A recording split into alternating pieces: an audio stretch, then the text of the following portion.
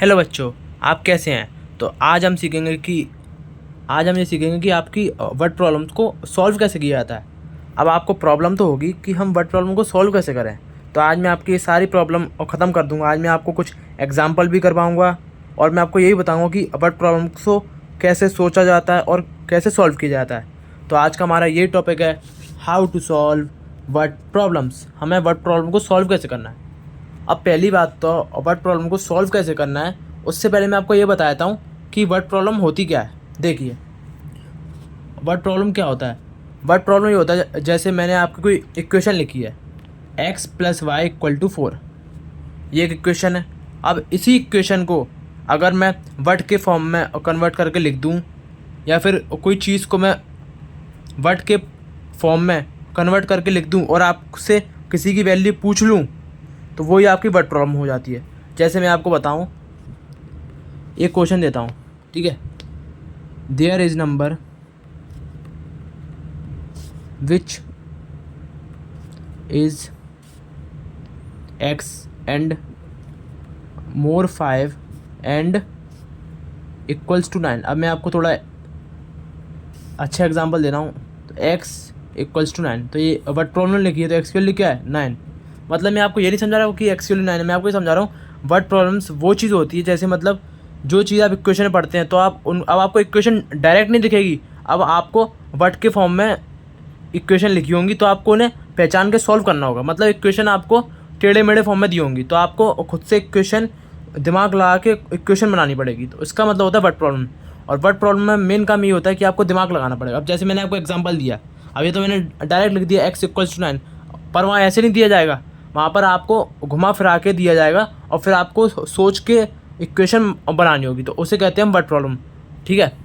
अब देखो, मैं आपको कुछ इंपॉर्टेंट पॉइंट्स बता देता हूँ वर्ड प्रॉब्लम के, कि अगर वर्ड प्रॉब्लम में ये वाले अगर आपको वर्ड दिख जाएँ, ध्यान सुनना, अगर वर्ड प्रॉब्लम में आपको ये वाले वर्ड दिख जाएँ तो उसका क्या मतलब होता है। अब जैसे मुझे दिख जाए टाइम्स वर्ड, टाइम्स मतलब वो नहीं, मैं टाइम की नहीं कह रहा, घड़ी वाले टाइम की नहीं कह रहा, मैं कह रहा हूँ टाइम्स।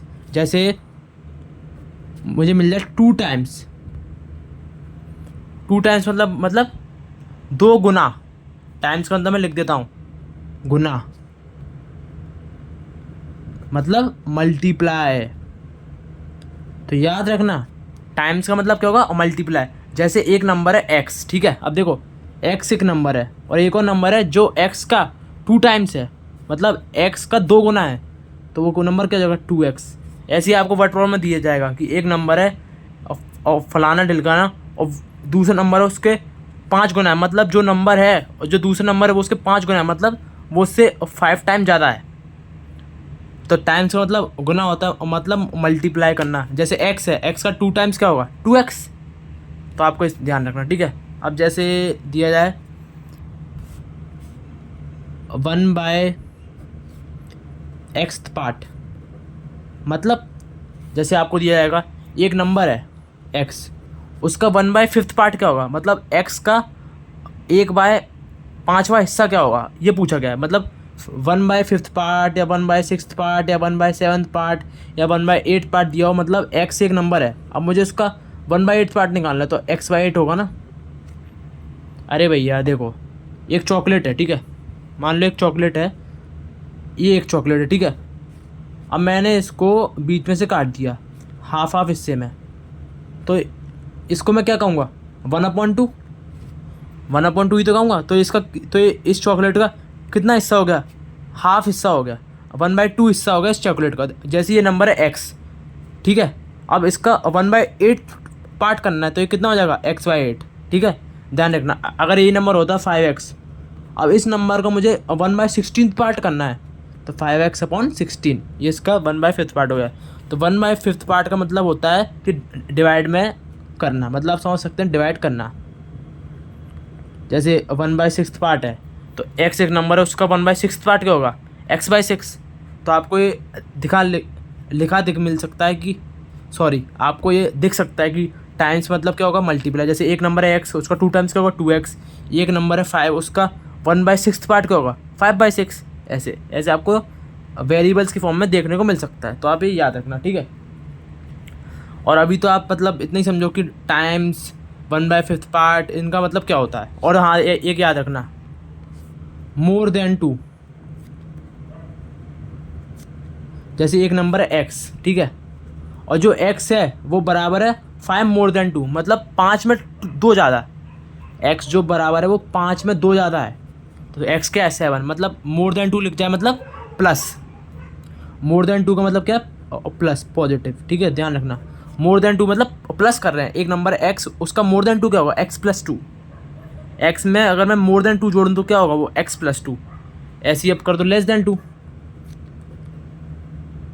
लेस देन ये कर दो या सब्ट्रैक्टेड कर दो, ठीक है, सब्ट्रैक्टेड। जैसे एक नंबर है x, the 2 is subtracted from the x. अब जैसे एक नंबर है एक्स, तो अब ये चीज़ लिख के आ गई, 2 is subtracted from the x, मतलब मैंने 2 को एक्स से घटाया, इसका मतलब ये है। तो ऐसे क्या जाए, this number is subtracted from the this number is subtracted from the this, मतलब उस नंबर को उस नंबर से घटाया गया है। और मोर देन का मतलब पॉजिटिव, मतलब प्लस हुआ है, ठीक है। तो ये आपके कुछ मतलब वो थे कि अगर आपको ये चीज़ दिखी मिल जाए तो ये करना है, ये चीज़ दिखी मिल जाए तो ये करना है, ये चीज़ दिखी मिल जाए तो ये करना है, ये चीज़ दिखी मिल जाए तो ये करना है। तो आपका ये सब था, ठीक है। अब मैं आपको कुछ बेसिक प्रॉब्लम्स करवा लेता हूँ, जिससे आपको ये चीज़ें और अच्छी क्लियर हो जाएंगी। तो चलिए हम अपनी पहली ही प्रॉब्लम देख लेते हैं। इसमें क्या लिखा है, ध्यान से पढ़ना, मैं आपको बताऊँगा। The sum of 2 numbers is 9। ये क्या बोल रहा है कि 2 नंबर का सम 9 है। The sum of 2 numbers is 9। कोई 2 नंबर है, उनका सम 9 है, ठीक है। मैंने मान लिया कोई 2 नंबर है, उनका सम 9 है, उनको मैं जानता नहीं हूँ, वो वेरिएबल है, ठीक है। And 1 is 4 times then the first number. तो जो एक नंबर है वो 4 गुना है पहले से, और उन दोनों का सम जो है वो 9 है। तो मैं आपको पूरी प्रॉब्लम समझाता हूँ। तो पहले आप क्या करो, लेट नंबर, अब हम नंबर तो जानते नहीं है, तो लेट नंबर भी एक्स। मैंने नंबर को एक्स मान लिया भैया, ठीक है। एक नंबर को मैंने एक्स मान लिया, तो दूसरा नंबर क्या दिया है वो आपको पता पड़ जाना चाहिए। देखो कैसे, इसमें क्या लिखा है, the sum of 2 number is 9। 2 number है, उनका सम 9 है, ठीक है। And 1 is 4 times then first number. एक नंबर पहले नंबर से 4 गुना ज़्यादा है। तो अगर मैंने नंबर को x मान लिया तो दूसरा नंबर क्या हो जाएगा, 4x। Second number is 4x। वो साफ साफ बोल रहा है कि एक नंबर दूसरे नंबर से 4 गुना ज़्यादा है। मतलब अगर मैंने एक नंबर x मान लिया, लेट कर लिया, तो दूसरा नंबर उसका 4 गुना ज़्यादा है, मतलब कितना हो जाएगा, 4x हो जाएगा। और क्या दिया है, द सम ऑफ 2 नंबर, मतलब एक नंबर x और एक नंबर 4x, इन दोनों का सम 9 दिया है। तो x plus 4x equals to 9। तो x प्लस 4x कितना हो जाएगा, 5x इक्वल टू 9। तो x इक्वल टू कितना हो जाएगा, 9/5, ठीक है। और अगर मुझे x एक नंबर मिल गया तो दूसरा नंबर क्या होगा, सेकंड नंबर होगा 4x। 4 इंटू 9/5 कितना होगा, ये 36/5, ठीक है। अब आप इनको ऐड करके भी देख लो, 5 ही आंसर आएगा, सॉरी 9 आंसर आएगा। ऐड करके देख लो, 36/5 प्लस 9/5, 45/5, 5 से 45 9 टाइम जाएगा। तो ऐसे ही आपको करना है। ऐसे ही आपको एक नंबर दे दिया जाएगा, मतलब एक नंबर की इन्फॉर्मेशन दे दी जाएगी, दूसरे नंबर को इन्फॉर्मेशन आपको उसी नंबर के टर्म्स में दे दी जाएगी, फिर आप अपने वैल्यू को निकाल सकते हैं, जैसे मैंने इस क्वेश्चन में दी। चलिए अब हम करते हैं क्वेश्चन नंबर 2, ठीक है। अब देखना ध्यान से, ठीक है। इसमें लिखा है the sum of 2 number is 2। 2 number हैं, मैं नहीं जानता कौन से नंबर है, उनका सम 2 आया भैया, ठीक है, हमने मान लिया। If 1 number is 1/5 part of other number, समझ गए। अगर मैं एक नंबर को x लेट कर लेता हूँ तो दूसरा नंबर क्या हो जाएगा, क्योंकि 2 नंबर का सम 2 है। एक नंबर को अगर मैंने x मान लिया तो दूसरा नंबर उसका 1/5 पार्ट, मतलब x/5 हो जाएगा। तो चलिए मैं आपको बताता हूँ, लेट नंबर px। अगर मैंने एक नंबर को x मान लिया और जो दूसरा नंबर दिया है उसमें साफ साफ लिखा है 1/5 पार्ट ऑफ नंबर, मतलब अगर एक नंबर x है तो दूसरा नंबर उसका 1/5 पार्ट है, मतलब x का 5वां हिस्सा है, मतलब सो सेकंड नंबर भी x/5। और एक नंबर x है और एक नंबर उसका x/5 है, तो उन दोनों का सम, इन दोनों नंबर का सम मुझे 2 दिया है, तो कोई दिक्कत नहीं है। x plus x/5 equal to 2, ठीक है। अब देखो यहाँ पर अपन 1 कर लेते हैं, तो एलसीएम क्या आएगा 5 एलसीएम आएगा, ठीक है। 1 में किसका मल्टीप्लाई करूँ 5 आ जाए 5 का, तो ऊपर ही 5 का तो 5x। 5 में किसका मल्टीप्लाई करूँ 5 आ जाए 1 का, तो ऊपर ही 1 का प्लस x इक्वल टू 2, ठीक है। अभी क्या आ गया 6x/5 इक्वल टू 2। अब मैंने आपको क्रॉस मल्टीप्लाई सिखाया था, क्या xy equal to mn form में लिखा हो, तो n वहाँ चला जाएगा, y वहाँ चला जाएगा, ऐसी 1 यहाँ चला जाएगा, 2 यहाँ चला जाएगा, तो 6x इक्वल टू 10, तो x इक्वल टू 10/6, तो x इक्वल टू कितना आ जाएगा 5/3। अगर x इक्वल टू 5/3 आ गया तो x का 1/5 पार्ट कितना हो जाएगा, तो 5 से डिवाइड कर देंगे, तो 5 का डिवाइड करेंगे तो 5 कहाँ जाएगा, यहाँ जाएगा, तो x इक्वल टू 5 × 5 × 3, तो x/5 क्या हो जाएगा 1/3। समझ में आ गया, ऐसे करते हैं, समझ में आया ना। अब देखो मैं आपको दिखा देता हूँ, जैसे मेरा x/5 कितना आया था 1/3 और x कितना आया था 5/3, तो 5/3 प्लस 1/3 कितना होगा 6/3, और 6/3 कितना था 2।